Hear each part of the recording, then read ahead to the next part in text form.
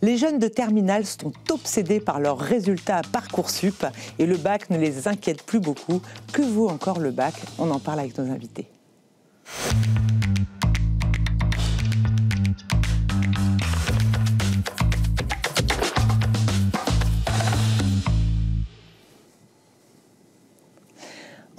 Antonello Lambertucci, vous êtes inspecteur pédagogique dans l'enseignement secondaire, ce qu'on appelle l'IAIPR, et vous étiez enseignant en sciences économiques et sociales en région parisienne. Bonjour. Bonjour. Jean-Paul Bréguely, vous êtes ancien enseignant et essayiste, auteur de nombreux ouvrages sur l'éducation, notamment La fabrique du crétin et j'en passe. Et Éloi Passot, journaliste au Figaro Étudiant. Bonjour. Bonjour. Alors, Éloi, quand est-ce vous allez nous faire un petit anti-sèche sur le bac. Quand est-ce qu'a été créé le bac? Alors, c'est une institution qui est évidemment très ancienne. On parle déjà du baccalauréat au Moyen-Âge. Au XIIIe siècle, c'est en fait le premier grade obtenu dans les universités. Mais l'ancêtre du bac qu'on connaît aujourd'hui, évidemment, c'est quand même un peu plus récent. Ça date en fait de l'Empire. La Révolution française avait d'abord supprimé les universités et puis ensuite Napoléon Bonaparte avait réintroduit le bac en 1808 avec 2 autres grades, la licence et le doctorat. Et donc là, on est quand même plus proche des standards actuels. Comment il se déroule aujourd'hui? Vous pouvez nous faire un petit rappel? Alors oui, c'est peut-être important de commencer par là, parce que vous, Sophie, vous avez passé donc les bacs A, B, C. Moi, j'ai passé les bacs S, E, S, L. Et puis ça a encore changé en 2019 avec la réforme Blanquer. Donc nos téléspectateurs ne savent pas forcément comment ça fonctionne. Je fais un point rapide. Pour le bac général, désormais, donc il n'y a plus de filière. Ça, c'est le point important. Et à la fin de la seconde, donc les élèves choisissent 3 enseignements de spécialité parmi 13 enseignements proposés. Donc enseignements de spécialité qui s'ajoutent aux matières du tronc commun. Et ils en conserveront seulement 2 en terminale. Donc ça peut être, je vous donne quelques exemples, donc des mathématiques, biologie, écologie, langue et littérature, histoire, géographie, etc. Autre point important, les épreuves écrites comptent aujourd'hui pour 60% de la note finale, contre 40% pour le contrôle continu. Et pour le déroulé en lui-même, donc en première, on passe l'écrit et l'oral du français. Comme à notre époque, ça n'a pas changé. Comme à notre époque, ça n'a pas changé. En terminale, la philosophie, à l'écrit, les 2 épreuves de spécialité, ça c'est nouveau, à l'écrit, et également un grand oral de 20 minutes. Alors, quel est aujourd'hui le taux de réussite au bac? Oui, c'est intéressant de les regarder, effectivement, parce qu'ils ont considérablement évolué, ça dit quand même beaucoup. Donc, je reste sur le bac général, il est passé de 75,5% de réussite en 1990 à 96% en 2024. Et autre indicateur intéressant que je mentionne aussi, c'est le taux de mention. Si je prends les mentions très bien, par exemple, le taux de mention très bien était de 1% en 97 et il était de... En 87. Non, je crois que c'est 97, il me semble, hein, mais à vérifier. C'est quand j'ai passé mon bac. Alors, j'ai passé mon bac, j'avoue, en 88, je crois. Et ça a considérablement évolué depuis, et ça aussi entre 14 et 16% aujourd'hui. Donc, on est évidemment plus du tout sur... C'est énorme. Ouais, c'est énorme. Et alors, je voulais vous faire peut-être réagir là-dessus... Monsieur Lambertucci, donc c'est pas forcément évident d'analyser ces chiffres des taux de réussite, parce qu'on sait que les notes au baccalauréat vont être harmonisées ou rehaussées. C'est faux. Hein. Alors, vous allez pouvoir me répondre là-dessus, parce que le ministère justement a dit l'année dernière que pour le brevet, il y avait des résultats qui étaient gonflés. Est-ce que c'est le cas pour le bac? Non, alors les résultats n'étaient pas gonflés. Les résultats étaient harmonisés pour le brevet avec une possibilité sur les territoires de les adapter. Pour le baccalauréat, ça n'est pas vrai, ça n'a jamais été vrai. Voilà. D'accord, donc les notes sont celles qui sont issues des corrections des jurys souverains qui sont composés de professeurs. Voilà. On peut parler d'harmonisation, si on ne peut pas parler de gonflage. Il y a une harmonisation qui est strictement nécessaire et qui se fait par un processus qui est obligatoire par la loi, en fait, hein, et qui comprend des réunions d'entente pour se mettre d'accord sur des attentes communes, pour repréciser, rappeler les attentes communes. Et puis, il y avait, pour en parler, parce qu'il y a une dégradation des conditions de correction. Enfin, il y a normalement une harmonisation qui se fait au fil de l'eau, les professeurs pouvant théoriquement poser des questions sur qu'est-ce qu'on accepte comme réponse à telle ou telle question, combien de points on mettait pour tel ou tel point, etc. Et puis, in fine, il peut y avoir une harmonisation, effectivement, qui reste possible pour les cas où il y aurait des écarts sur des paquets, par exemple, extrêmement importants par rapport à la répartition statistique des notes, qui tendrait à montrer, mais c'est une loi mathématique, hein, que cet écart s'expliquerait davantage par l'attitude du correcteur que par la réalité de copie. Dans ces cas-là, on peut revoir des lots de copies ce qui s'écarterait vraiment d'un intervalle de confiance en quelque sorte, des lots à 6 ou des lots à 19, on peut regarder ces lots à 19 et ces lots à 6. S'il se trouve que par le plus grand de hasard, ce sont des copies excellentes, toutes, on laisse 19. Si elles sont toutes mauvaises, on laisse 6. Si en revanche, on a le sentiment que le correcteur a été soit trop généreux, dans ce cas-là, on les baisse, soit trop dur, dans ce cas-là, on les monte. Mais pour vous donner un ordre de grandeur, c'est de l'ordre de 1% des lots, même pas. C'est rarissime qu'on soit amené à considérer que le correcteur n'a pas fait, entre guillemets, correctement son travail. Donc l'harmonisation, ce qu'il faut retenir, c'est qu'elle est marginale et qu'elle vise à rétablir des injustices liées à la correction. Ces injustices, elles sont très très faibles, en très faible nombre. Jean-Paul Brigelli, pour vous, est-ce que le bac vaut encore quelque chose? Alors, il y a un peu plus de 20 ans, une consoeur de mon confrère, là, avait sorti un bouquin qui s'appelait L'inflation scolaire. Et Marie Durubella, de son nom. Et dans lequel, c'est une sociologue de gauche, dans lequel elle analysait le fait qu'il y avait une inflation des diplômes qui était analysable exactement comme une inflation économique. Je vais prendre un exemple. Dans les années 60, à la fin de la troisième, vous passiez le concours de recrutement dans les écoles normales qui, en 3 ans, vous amenait au bac et au diplôme d'instituteur. Puis, ce diplôme... On pouvait être instituteur, professeur des écoles, avec le bac, en fait. Aujourd'hui, il faut un master, c'est ça, un master MEF. Actuellement, on est à bac plus 5, parfois bac plus 6.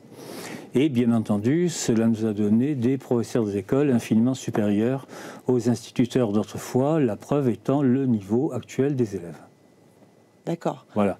Donc il y a eu de la même façon qu'on disait, vous savez, pour 100 balles, t'as plus rien. Pour le bac, t'as plus rien. C'est de la fausse monnaie pour vous? C'est de la fausse monnaie. Il y a encore une trentaine d'années, le bac permettait de s'inscrire au concours de gardien de la paix ou de facteur. Ou actuellement, on pouvait toujours essayer pour être caissière de supermarché, il faut au moins une licence. Oh, quand même pas, faut pas exagérer. Si, parlez-en avec elle. Parlez-en avec elles. Elles complètent ce qu'elles peuvent, comme elles peuvent, etc. C'est vrai que les métiers, par exemple, d'assistante, avant, peut-être, on devait avoir un CAP, et puis aujourd'hui, c'est souvent un bac plus 2. Mais est-ce que ça signifie qu'ils sont meilleurs? Ou bien est-ce qu'il y a simplement eu un glissement vers le bas qui a fait qu'automatiquement, on devait compenser vers le haut? Alors, je m'inscris en faux contre ce qu'a dit notre ami. Antonello Lambertucci. J'ai été au jury du CAPES pendant 5 ans. Pendant 5 ans, on nous a sermonné de façon à ce que la moyenne d'admissibilité ne soit pas trop basse. Et on remontait. Vous parlez de quoi exactement? On parle du CAPES. Voilà, donc on ne parle pas de la même chose. Et au bac, voilà. Il y a 3 ans, à Marseille, j'ai vu des notes. Chaque soir, il y avait une information qui était passée par les IPR d'ailleurs, sur la moyenne du rectorat. Et si par hasard la moyenne du lycée était nettement dessous la moyenne du rectorat, les notes étaient remontées, parfois dans le dos même des enseignants. Ça, là, je vous promets que c'est vrai. Voilà. C'est ce qu'on appelle l'harmonisation, finalement? Non. J'ai la preuve par l'absurde, si vous voulez. Vous avez souvent des preuves par l'absurde. Non, c'est une preuve évidente. J'ai été prof de prépa pendant un certain nombre d'années. Les gens que je recevais en prépa avaient, en lettres, des notes, des moyennes entre 18 et 20. Ils commençaient à 6, en moyenne. C'est-à-dire que c'était leur valeur réelle. Ah bon, vous êtes capable de donner une valeur réelle? Oui, sur des cours de prépa, oui, parce qu'on prépare à un concours. Absolument. Monsieur Lambertucci, j'ai une question, c'est que le bac, aujourd'hui, il y a une grosse partie donc, qui comprend du contrôle continu, oui, avec des notes qui sont données par les enseignants du lycée. Et ensuite, finalement, on se dit pourquoi à quoi bon passer le bac? Parce que les élèves sont sélectionnés à partir de ces notes, finalement. Alors, c'est 2 choses différentes. Beaucoup de parents se disent, finalement, mes enfants sont sélectionnés à partir de leurs notes qu'ils ont eues au lycée. Oui. Ils sont dans très bons lycées. Ils ont 13, mais peut-être que ça vaut 15 au lycée public du coin. Et ils ne sont pas à égalité, finalement, avec leurs camarades. Et c'est pour ça qu'on se dit, finalement, à quoi ça sert ce bac, quoi. Non, justement, là, vous inversez les choses. Le bac donne la valeur du diplôme que l'on délivre aux élèves et donc la qualité des compétences et des connaissances acquises par les élèves qui est réelle. D'ailleurs, je profite de l'occasion parce que c'est en ce moment le bac pour dire aux élèves que voilà, je leur souhaite bonne chance et qu'ils ne doivent pas écouter les discours catastrophistes, réactionnaires, dénigrants par rapport au travail réel qu'ils mettent en œuvre, eux, leurs professeurs, et qui est un vrai travail. Et en tant qu'inspecteur, j'atteste de la valeur de ce travail. Mais ce dont vous parlez, ce n'est pas le bac. Ce dont vous parlez, c'est Parcoursup. Il y a quand même toute une partie du bac qui est à partir du contrôle continu. Quand vous dites qu'ils sont sélectionnés, ne parlez pas du bac, parlez de Parcoursup. Normalement, le bac, le problème dont vous parlez, les élèves qui savent qu'ils sont sélectionnés sur leur contrôle continu, c'est ce que vous venez de dire, vous venez de parler d'autre chose que du baccalauréat. Vous venez de parler du fait qu'aujourd'hui, effectivement, le bac qui atteste de la valeur des élèves est court-circuité en grande partie par cette entreprise de tri généralisé, de sélection généralisée qui est mise en œuvre, qui s'appelle Parcoursup, et qui, là, véritablement, pose de vrais problèmes. Mais ça n'est pas le baccalauréat. Parce qu'un 13, quelque part, c'est pas le même 13. Oui, absolument. Mais quand même, le bac, on va donner le bac à quelqu'un en fonction des notes obtenues au lycée, données par ses enseignants, ce qui n'était pas le cas avant, quand même. C'est 40%, et en partie, encore majoritairement, le bac, il est attribué en fonction de la réussite à des épreuves, qui restent des épreuves difficiles. J'invite M. Mrigueli à essayer de passer l'épreuve de SES. Ce serait amusant, sans doute. Et qui restent des épreuves exigeantes. Et en fait, je ne peux pas laisser dire, parce que c'est simplement faux, en fait. Je veux dire, on peut faire des effets de manche réactionnaires, mais c'est faux de dire que le bac n'a plus de valeur. Les élèves sont sélectionnés à partir de notes qui attestent de leur travail tout au long de l'année, de notes qui attestent de leur réussite terminale. Cette réussite, elle est réelle. Ce que je voulais dire, c'est est-ce que c'est pas tentant pour les professeurs de lycée de donner beaucoup de bonnes notes pour être sûr que leurs élèves aient le bac, tout simplement? Alors, pas tellement le bac. Je vous répète, le bac n'est pas tellement l'enjeu dans cette affaire. L'affaire du contrôle continu n'est pas le bac. L'affaire du contrôle continu, c'est Parcoursup. Parce que ce qu'attendent les élèves de terminale, mais vous en connaissez sans doute, ce qu'attendent les élèves de terminale, c'est les résultats. Donc, vous avez attendu les résultats de Parcoursup. Voilà, c'est vrai que... Donc, l'enjeu, c'est Parcoursup. Et c'est vraiment le vrai problème. Ce qui vient court-circuiter le bac, ce n'est pas le niveau des élèves, qui est bon. C'est Parcoursup. Éloi, à l'époque de Parcoursup, justement, faut-il supprimer le bac? Le baccalauréat a de nombreux défauts, au point que certains proposent une solution radicale de le supprimer purement et simplement. C'est un peu un serpent de mer, c'est ça? Oui, tout à fait. Et en fait, c'est intéressant quand on regarde un petit peu dans le passé, cette idée de supprimer le baccalauréat. On en parlait un petit peu tout à l'heure avant l'émission. En fait, c'est une proposition qui est aussi vieille que le bac lui-même. On en parlait déjà sous la Troisième République. J'ai regardé. À l'époque, il y avait 1% d'une classe d'âge qui pouvait passer l'examen, et la critique, du coup, porte plutôt sur son élitisme. C'est plus du tout la critique qu'on peut lui faire actuellement. Et je vous cite par exemple Jean Massé, donc le créateur de la Ligue de l'enseignement, qui en 1885, lui, il parlait d'un amas indigeste de connaissances hétérogènes à s'ingurgiter hâtivement. Donc c'est un peu ce qu'on appellerait du bachotage aujourd'hui, qui critique. Et c'est intéressant de voir qu'effectivement, les opposants au baccalauréat, ils ont toujours existé, mais leurs arguments ont progressivement évolué. Et donc en 1951, on a par exemple le sénateur André Lassagne qui disait à la radio « Le bac a perdu de sa valeur sociale par le fait qu'il s'est démocratisé ». Et là, on est plus proche des arguments d'aujourd'hui, le fait de dire en fait, le bac pour tout le monde, c'est le bac pour personne, ça peut s'entendre. C'est ça, c'est l'argument réactionnaire standard. Alors réactionnaire, je ne sais pas, mais c'est un argument qui... Voilà, mais c'est parce que dès que quelque chose se démocratise,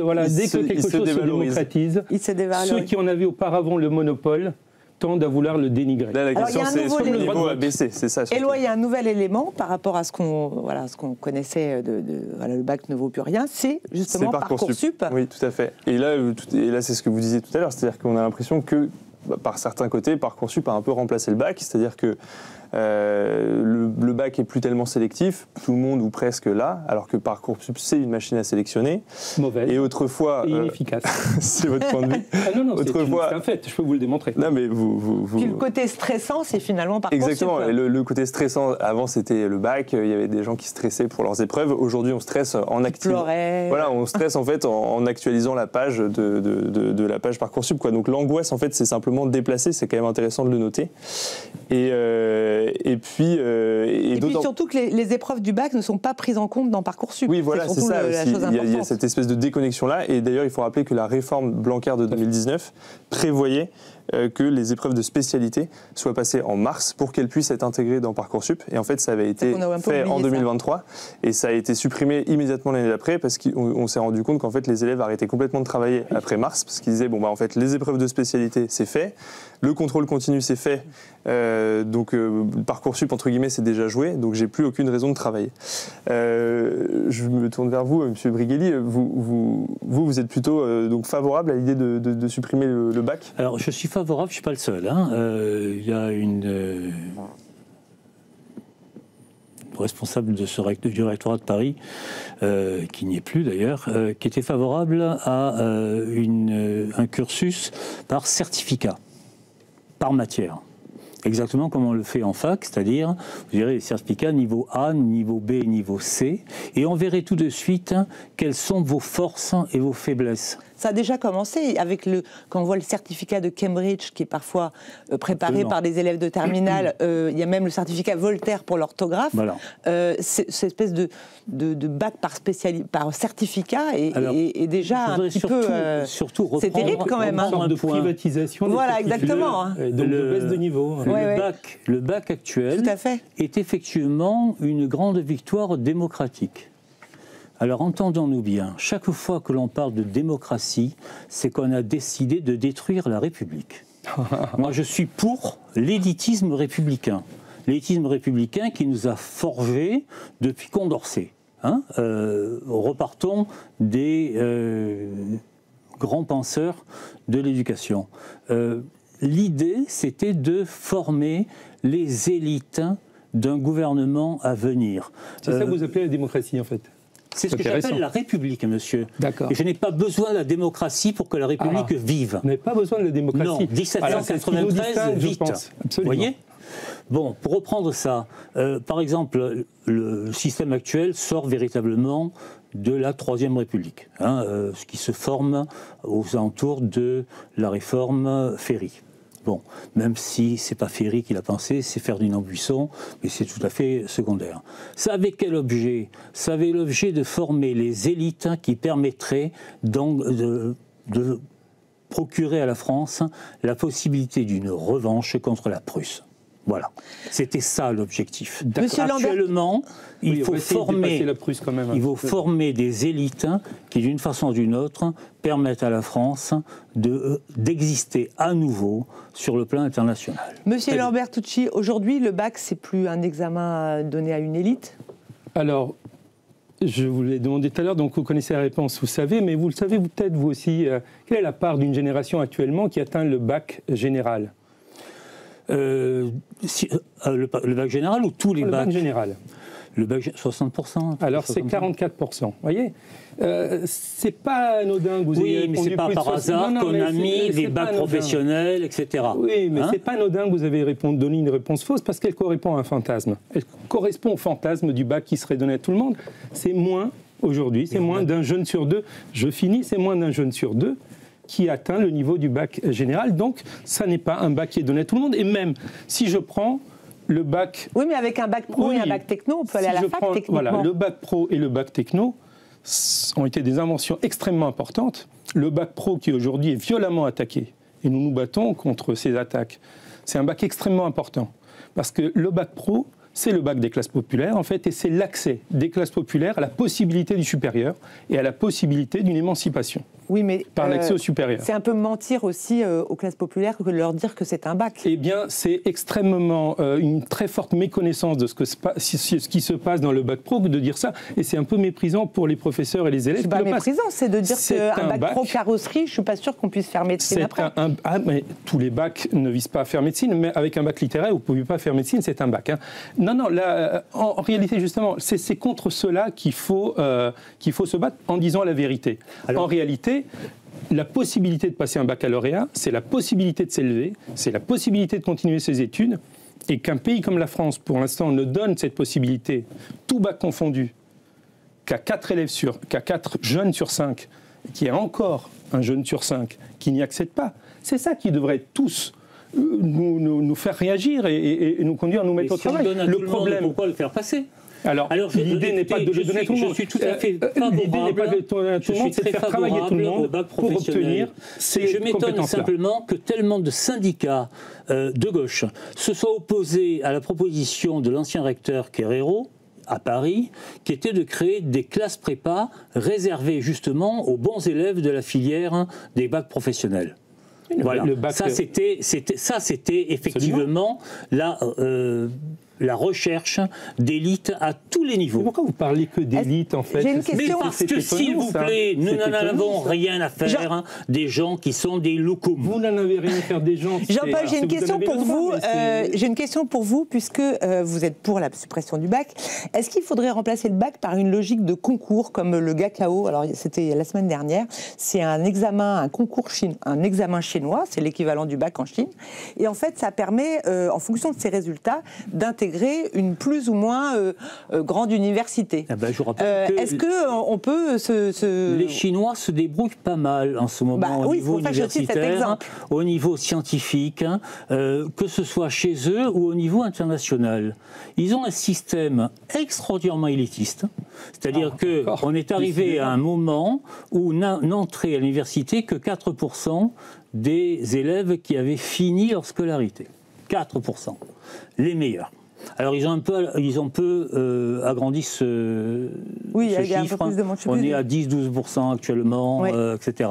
Mais d'abord, ils ont un réservoir humain qui n'a rien à voir avec le nôtre, mais ils ont pensé ça en termes... Singapour, c'est la même chose. Hein, le Japon, c'est la même chose. C'est-à-dire que tous les grands pays émergents, actuellement, et nous sommes, nous, à la traîne, à tout point de vue, l'économiste que vous êtes ne me contredira pas. Absolument que si, mais je vous en parle. Entre le taux de développement de la Chine et celui de la France... Alors, taux de développement, ça ne veut rien dire. Mais si vous voulez parler de taux de croissance, ils ne sont pas comparables. Je compare aussi avec d'autres pays.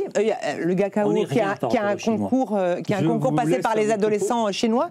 Mais aux États-Unis, alors il y a des choses un peu différentes, mais disons qu'il y a quand même un QCM que passent tous les Américains, qui s'appelle le SAT. Alors qu'en France, quand même, il y a toute une partie du bac qui est donnée en contrôle continu. Antonello Lambertucci, il y a beaucoup de parents, par exemple, qui se plaignent du fait qu'il y a beaucoup de triches, par exemple, au lycée, pendant l'année de première et terminale. Beaucoup d'élèves trichent. Ou ne viennent carrément pas aux examens ou aux épreuves du contrôle continu pour ne pas faire baisser leur moyenne. Absolument.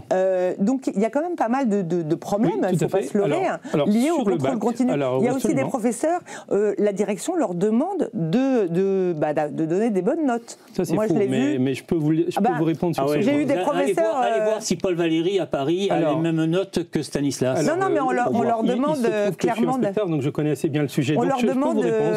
On demande aux profs, moi j'ai un prof de maths qui me l'a dit, il m'a dit, maintenant je mets sur la copie 8, c'est la vraie note, et puis je mets 15, et ce sera cette note-là qui sera mise dans Parcoursup. Véridique. Et donc, je vous réponds. Évidemment, vous venez de reparler de Parcoursup. Tous ces travers liés au parcours, au contrôle continu, vous venez de reparler la triche, le fait que les notes sont un peu gonflées, Est-ce que vous souhaitez que je vous réponde? Voilà, et donc voilà. Alors je vous réponds là-dessus. Alors déjà, nous, OSUI et FSU, nous avons combattu le bac Blanquer, et notamment le fait que le contrôle continu soit pris en compte pour le bac, en effet. Mais encore une fois, ceux qui mettent la pression aux professeurs, les parents d'élèves qui mettent la pression, qui appellent le prof dès que le gamin il a 14 au lieu de 16, etc., oui. Tous ces éléments-là ne viennent pas, encore une fois, du bac. Viennent de Parcoursup. Vous venez d'ailleurs de le dire, en fait. Oui. Parce que l'idée, c'est, voilà, si mon gamin, en début de première, au lieu d'avoir 17, il a 15, il ne pourra pas faire la double licence dans 2 ans qu'il vise. C'est un problème extrêmement important. Vous voyez encore une fois qu'il est lié à Parcoursup. Et il est lié au fait qu'on fait dire au contrôle continu autre chose que ce pourquoi il est fait. Le contrôle continu est un outil pédagogique. Il sert à faire progresser les élèves, il sert à ce que les élèves apprennent et progressent, et les élèves apprennent et progressent, et le bac, il vaut quelque chose parce qu'il atteste de ces progressions. Lorsqu'on veut faire dire au contrôle continu autre chose, lorsqu'on veut le faire cesser d'être un outil pédagogique et qu'on en fait un outil de classement, ben là, effectivement, il ne joue plus son rôle. Il a la rétroaction négative dont je parlais tout à l'heure, c'est-à-dire qu'il pourrit les relations entre les professeurs et les élèves, il pourrit le fonctionnement du lycée, et en plus, il est inefficace derrière pour trier, parce que les différents contrôles continus des différents lycées ne sont absolument pas comparables. Et c'est pour cette raison que je vous disais tout à l'heure que Parcoursup, c'est non seulement injuste, mais strictement inefficace, et qu'en plus, il rétroagit négativement, vous venez de le dire, sur le fonctionnement des lycées. Le problème n'est pas le bac. Le problème, Parcoursup, vous posiez la question, faut-il supprimer le bac ? Il faut supprimer Parcoursup, le bac, il va très bien sans ça. Mais il faut bien sélectionner les élèves dans l'enseignement supérieur, tout le monde ne fait pas pareil. Ah bon ? Bah, si tout le monde ne peut pas aller à Henri IV. Non, mais Henri IV, c'est pas l'enseignement supérieur, sauf les prépas. Mais l'idée, c'est que... c'est l'enseignement supérieur, c'est les classes préparatoires. Alors, il y a toujours eu quelques filières sélectives. Quelques filières sélectives. Enfin, il y en a quand même pas mal de filières sélectives. Vous avez entendu parler quand même de la fac, de l'université. Allez voir à Dauphine. Voilà. Bah, j'ai fait la fac, moi. Je peux dire que avant Parcoursup... Allez voir dans toutes les sections qui sont en dérogation. Vous citez des exceptions. Je vous parle du fait que... comment ça s'est passé quand vous êtes allé vous inscrire à la fac ? Mais il fallait faire la queue à 4h du matin. Voilà, non. mais vous avez eu la possibilité de vous inscrire librement, là où vous êtes inscrit. J'étais en première. J'ai passé le bac en candidat libre en première, en 1970. Et je me suis retrouvé en Hippocagne. Voilà. Sans avoir fait de philo, ni quoi que ce soit, simplement parce que j'avais passé le concours général en français. Voilà. Et vous avez échoué ? Et non, je me suis retrouvé en Hippocagne, et de là, Normal Sup. Et bien alors ? Je suis absolument pour les filières qui permettent à chaque élève de donner le maximum de ses capacités. Eh ben c'est parfait. C'est mon objectif. C'est parfait. Pousser donc, chacun au plus haut de ses capacités. Ce qui les en empêche. Non, ce qu'il faut voir, c'est que c'est le même système, par exemple, qu'une sélection sportive. Dans une sélection sportive, on prend les meilleurs. Dans une sélection universitaire, il faut garder les meilleurs. Les meilleurs avec un système qui ne marche pas. Parcoursup ne vous permet pas de classer les élèves, on le sait tellement car bien. Il repose sur un contrôle continu qui n'est pas comparable d'un lycée à l'autre. Votre machine à trier ne fonctionne pas. Monsieur Briguelli, vous regardiez l'origine des candidats lorsque vous étiez enseignant en classe préparatoire ? Bien sûr, parce qu'on savait que tel lycée avait des enseignants qui notaient de telle manière, qui faisaient tel type de cours, en maths, en français, etc., que tel autre lycée ne l'avait pas. Alors je vous le dis, j'étais sur Marseille les dernières années, on n'a jamais recruté en maths sup des élèves arrivant des 3 lycées ZEP de la ville. Voilà. Jamais. Parce qu'ils n'avaient pas un niveau qui leur permettait... Ils auraient terriblement souffert. Et ce n'était pas l'objectif. Alors, ce que je voulais dire, c'est qu'effectivement, le discours réactionnaire se double très souvent d'une forme de paternalisme. Vous voyez, ces gens, c'est pas bon pour les pauvres d'aller faire des études. C'est un peu l'idée. Je rappelle que merci beaucoup. Je crois que l'émission tourne à sa fin. Merci beaucoup pour votre intervention. Vous n'étiez pas du même avis, mais vous avez su parler en bonne intelligence. Donc, je vous remercie beaucoup. La table est assez large pour qu'on ne se batte pas. Voilà, Jean-Paul Briguelli, Antonello Lambertucci et Éloi Passot du Figaro étudiant. Merci à tous et je vous dis à très bientôt pour une nouvelle émission de Paris d'école sur le Figaro TV. Merci à bientôt. À vous. Merci.